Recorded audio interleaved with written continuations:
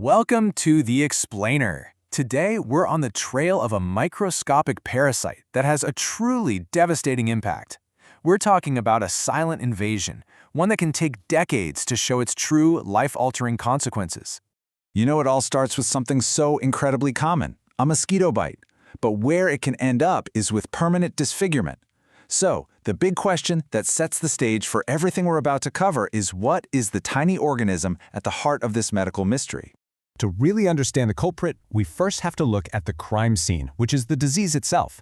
And you have to understand, this isn't some quick flu. We're talking about a slow burn, a chronic condition that just chips away at a person's life over many, many years. So this condition is known as lymphatic filariasis. You've probably heard it called by its more common name, elephantiasis. It happens after years of repeated infections. What's actually going on is the parasite is damaging the lymphatic system. Think of it as your body's drainage network. When these worms clog up the pipes, fluid collects, and that leads to this massive swelling, hardened skin, and severe pain. It absolutely changes people's lives forever. Okay, so what exactly is responsible for all this? Let's zoom way in, past the visible symptoms, and meet the microscopic culprit that's orchestrating all this damage from inside the body. All right, here it is. Our organism of interest is a parasitic roundworm called Brugia timori. It's what's known as an endoparasite, which is really just a technical way of saying its entire life plays out hidden inside its host, not on the outside. And what's really fascinating is where this parasite fits on the tree of life. Brugia timori isn't some simple, single-celled microbe like the one that causes malaria. Nope. As you can see, it's a metazoan. That means it's a complex, multi-celled animal with its own tissues and organs. That's why it's classified as a worm, or a helminth. And that complexity makes it a totally different kind of challenge for our immune system. And this chart here basically lays out its scientific address. You can see it's in the animal kingdom, phylum Nematoda, which makes it a roundworm. It's in the same family, Onchocercidae, as other filarial worms that cause really significant human diseases. So this taxonomy helps scientists understand its biology and its evolutionary family tree. Now here is a crucial clue in our investigation: its location. Unlike a lot of parasites that are spread all over the globe, Brugia timori is an extreme homebody. It's only found in this one very specific part of the world, which has major implications for how we try to control and maybe even eradicate. This geographical specificity means it's just not a local public health issue in a place like Europe. The specific mosquitoes it needs and the right environmental conditions to survive and transmit simply aren't there. But in our modern, interconnected world, global travel means it can pop up pretty much anywhere. When it's diagnosed in someone who got the infection in that endemic region and then traveled, Dutch health authorities have a special name for it, an importziekte, or an imported disease. And you can be sure they monitor those cases very carefully. So let's move on to its methods. Like any good fugitive, this parasite has a very clever way of moving from person to person without being detected. So how does it actually spread through a population? The most important takeaway from this whole cycle is the mosquito's role as a middleman. The parasite can't pass directly from human to human. It has to complete part of its development inside a mosquito before it can infect someone else. This reliance on a vector is its greatest strength, but it's also a huge potential weak point for public health strategies that want to stop it. So, what happens once the parasite actually gets inside the human body? Well, the progression from that first infection to full-blown illness is a really slow, gradual process. It can unfold over many years with very different outcomes for different people. You really have to think of the disease as a spectrum.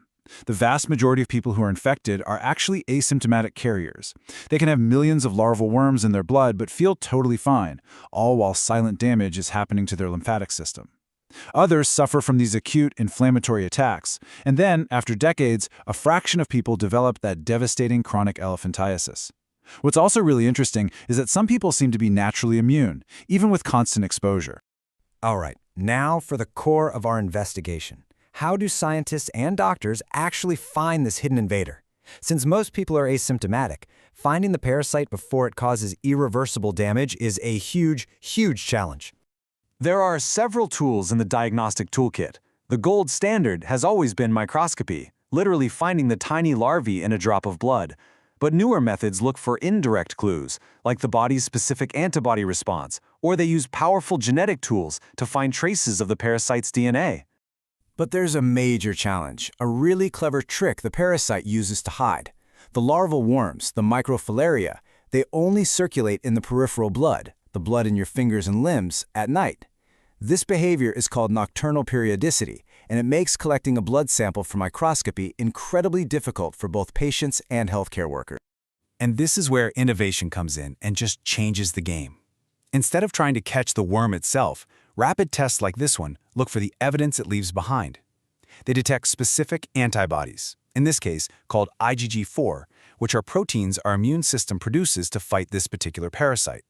And since those antibodies are in the blood 24/7, this simple test can be used anytime, day or night, revolutionizing diagnosis out in the field. And the technology just keeps getting better.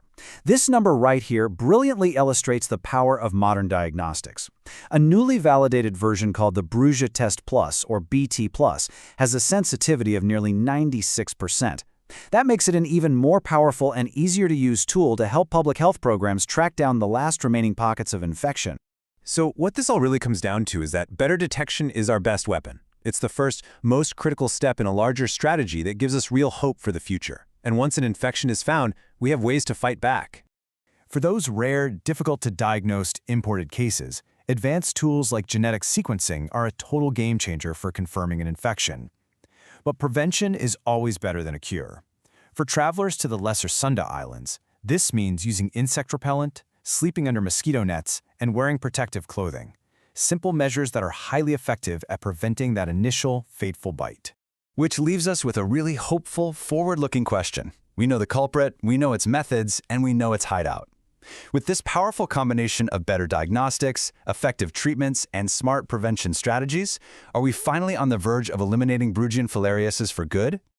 Now, we want to be transparent about how we gathered all this information for you.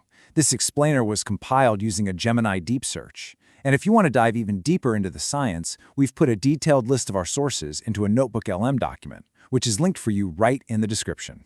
And of course, if you found this valuable and want to see more explainers that break down complex topics, please subscribe to the channel and join the conversation.